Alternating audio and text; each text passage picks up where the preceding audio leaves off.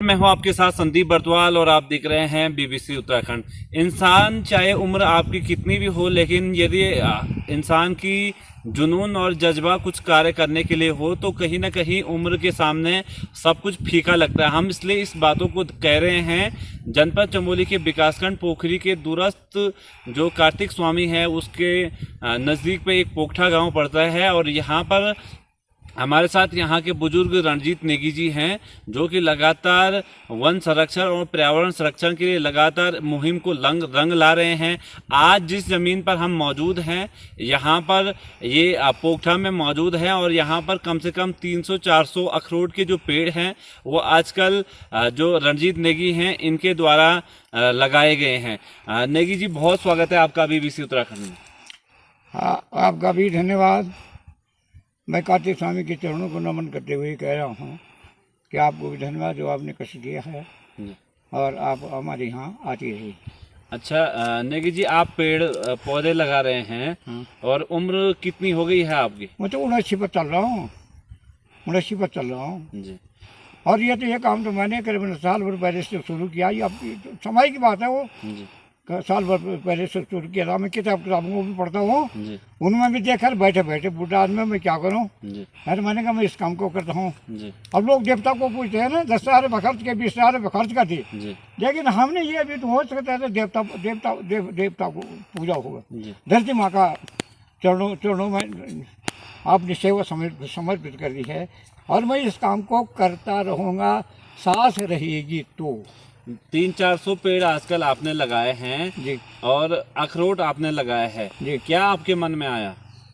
मेरे मन में तो ये है कि अगर मुझे वक्त मिला और पेड़ लगाने का, बीज बोने का समय मिला, समय होता है उसका भी।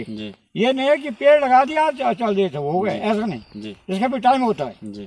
तो मैं इस काम को करता हुआ रहूँगा। और अभी इस रोड की बगल में, रोड की निचली तरफ अभी अखरोट के बीज को स्वयं करूँगा, ताकि आने वाले महीनों में, जून जुलाई में, यानी वो कितने पेड़ जमते हैं या कितने नहीं जमते हैं, जितने जमेंगे मैं वो आपको अवश्य करूँगा। जी। आज तक आपने कार्तिक स्वामी हो, कालीमठ हो, तुंगनाथ हो, वहाँ पेड़ लगाए हैं। उसके बाद आप उन पेड़ों की देखरेख करने भी गए या फिर कार्तिक स्वामी में आपने देखा जो पेड़ आपने लगाए थे? उनको तुंगनाथ में तो नहीं गया जी, पर वहाँ कुछ जानवरों ने खा दिया बोले जी। तुंगनाथ की बात कर रहा हूँ जी। और ये कार्तिक स्वामी में 60% जो देवदार, पहले आपने हजारों की संख्या में बोला था जी, लेकिन कुछ प्रसाद ने कुछ गड़बड़ किया, कुछ अपनी जानकारी की भी कमी रही है जी। क्योंकि हमने पेड़ों के नीचे लगाए वो बरसात में ज्यादा बारिश हो गई, वो खत्म, वो कुछ सड़ गई, कुछ बकरी वालों ने खा दिए। तो परसों में वहाँ लेबर ले गया था यहाँ से, मैंने वहाँ अखरोट के पेड़ लगाए हैं और यहाँ की महिलाओं को ले गया था, जिन महिलाओं ने वहाँ बीज बोया था। तो मैंने कहा बेटा ऐसा है कि मैं तो जंगल में नहीं जा सकता हूँ, आप लोग जाओ और आप लोग जाकर देखो कि पेड़ हैं कि नहीं है, ताकि मुझे कहीं बोलने के लिए होता है हैं कि। तो उन्होंने कहा कि अंकल पेड़ हैं, किसी जगह पर 2 पेड़ हैं, किसी जगह पर 10 पेड़ भी हैं पर 60% पेड़ अभी वहाँ देवदार प्रेजेंट है। और मैंने वहाँ 300 पेड़ अखरोट भी लगा दिया और 100 पेड़ स्वयं भी कर दिया अखरोट के बीज, और 1 किलो मैंने वो किया। अच्छा, ये बीज जो है इसको आप कहाँ से लाए, और जो आजकल पेड़ आपने लगाए हैं इनको आप कहाँ से लाए अखरोट के पेड़? मैंने कहा मेरे पेड़ पास तो बीजों की बोरी भरी हुई है अभी भी, यहाँ गांव से जो चीज जो प्रजाति यहाँ होते हैं अभी यहाँ से कर रखा है। अभी इस क्षेत्र में भी इसमें ये मेरा ये काम कर रखा है, इसमें मैं अभी मेहर का पेड़ लगाऊंगा। मेहर का पेड़ गाँव वाले बोलते हैं मेहर उससे कांटे होते हैं। अच्छा, आपने सरना किसान जो पौधालय है उसमें एक नर्सरी तैयार की गई है, तो कोई सहयोग आपको वन विभाग के द्वारा या अन्य लोग भी कोई सहयोग करते हैं? कुछ नहीं, वन विभाग वाले कोई सहयोग नहीं करे, कोई सहयोग तो देखने के लिए नहीं आते हैं। अच्छा हाँ, कोई समाज सेवी वगैरह है? कोई समाज सेवी वगैरह आपका सहयोग करते हो? न, कोई नहीं करता है। आप सहयोग करते हो तो घर वाले करते हैं, बाकी और किसी घर है मेरा सहयोग। बल्कि सहयोग करने के बजाय कुछ ऐसे कहते हैं जी ऐसे पेड़ लगने चाहिए, वैसे पेड़ लगने चाहिए, जो कि उपयुक्त तो भाई किसी का दोहन करो जी। इस उम्र में आपको क्या लगता है कि इस उम्र ढल रही है और पेड़ आप लगा रहे हैं, तो आपको क्या संदेश देंगे उन नौजवानों को, उन पर्यावरण प्रेमियों को जो कथित तौर पर पर्यावरण प्रेमी बने हुए हैं? नौजवान तो मेरे पीछे काफी खड़ा है जी अभी भी। अगर बरसात होता है जी तो मैं एक चक्कर इनको तुंगनाथ में ले जाता हूँ, अंगूर और अखरोट का बीज बोता हुआ। जी। लेकिन मौसम की गड़बड़ है तो इसमें नहीं जाऊँगा।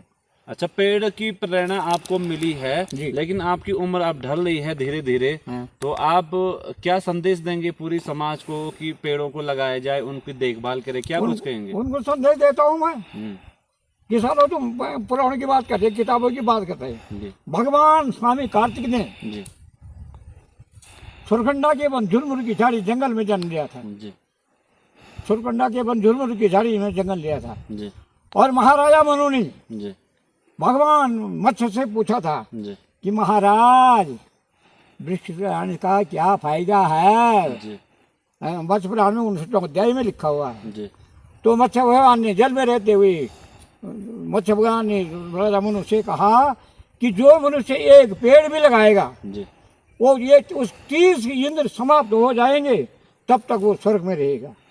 और वो जितना ज़्यादा पेड़ लगाएगा उतनी पुष्टि पहले और उतनी पुष्टि बाद के सब पे तो स्वर्ग में जाएंगे। अच्छा अंकल जी, जैसे पर्यावरण के नाम पर आज बड़े बड़े लोगों को पुरस्कार मिलते हैं, आपको भी कभी कोई पुरस्कार मिला है? किसी ने शाबाशी दी हो? कुछ नहीं, किसी ने मेरे को पूछा भी नहीं है। अच्छा, कोई नहीं आता यहाँ। आपको लगता है कि कार्य बड़ा होता है या पुरस्कार बड़ा होता है, क्या कहेंगे आप? अरे पुरस्कार को दिया तो तो ठीक है, नहीं भी देता तो मैंने अपना काम किया। जी मैं तो अपने मन में देता है। जी मरना आंखों से देखा है, पर समझो मरना क्या है। जी यूं भी मरना, त्यों भी मरना, फिर मरने से डरना क्या है। जी 29 साल की उम्र हो गई है। जी और अगर कोई बुढ़ापा में दे भी देगा पुरस्कार तो बहुत अच्छी बात है, जी मैं भी पढ़ूंगा। नहीं भी देगा तो मैंने अपने पैसे लगाए, जी। सारा मैंने अपना पैसे। तो बहुत धन्यवाद आपका। आपका भी धन्यवाद। तो ये हमारे साथ रणजीत नेगी जी हैं, किसान पौधा संग्रहालय, इन्होंने एक नर्सरी तैयार की है पोखटा और सरणा में वो स्थित है। और ऐसे में बुजुर्ग 79 साल इनको हो चुके हैं, उसके बाद भी आज भी जंगलों के प्रति इनका असीम स्नेह है। इन्होंने साफ तौर पर कहा है कि कहीं ना कहीं धरती पर यदि आप लोग पेड़ लगाएंगे तो कहीं ना कहीं उसका एक बड़ा लाभ मिलेगा। वही इनके द्वारा यह भी कहा गया है कि जो पेड़ पौधे होते हैं वो हम लोगों को प्रत्येक प्रकार से फल तो देते ही देते हैं, लेकिन आज पुरस्कार की हमें कोई आवश्यकता नहीं है। पुरस्कार यदि कोई सरकार दे भी दे, इससे बड़ा सम्मान हमारे लिए कोई भी नहीं हो सकता है। लगातार पर्यावरण के प्रति ये बहुत शानदार कार्य कर रहे हैं। अब देखना ये होगा आने वाला समय में जो युवा पीढ़ी है वो किस प्रकार से इनसे प्रेरणा लेती है। फिलहाल 79 साल के बुजुर्ग जो वन और पर्यावरण के क्षेत्र में अच्छा कार्य कर रहे हैं, इसको जितना भी सराहा जाए उतना ही कम है। आप लोग लगातार ग्राउंड जीरो से देखते रहे। संदीप बर्तवाल की रिपोर्ट। नमस्कार।